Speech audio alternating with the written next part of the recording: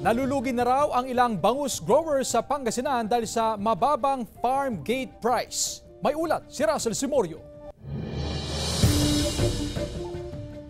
Malaking pasanin sa mga bangus growers sa Pangasinan ang mababang farm gate price ng bangus na nasa 110 hanggang 130 pesos kada kilo, depende sa laki.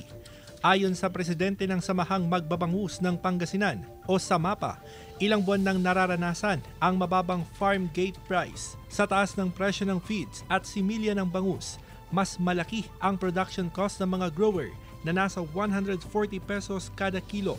May ilang bangus grower na raw sa lalawigan ang huminto sa produksyon dahil sa mababang farm gate price. Ilang buwan na kaming nag-harvest ng palugi. Wala kaming magawa na producers kundi harvest. Kung magpapatuloy raw ang problema, nangangambang mawalan ng hanap buhay ang mga trabahador sa fish pond. Baka kaming mga trabahador nila mawala na din po ng trabaho. Kasi mawawalan na yung mga fish pond nila. Ganun. Ayon sa SINAG, ang overproduction ng bangus ang dahilan ng mababang farm gate price.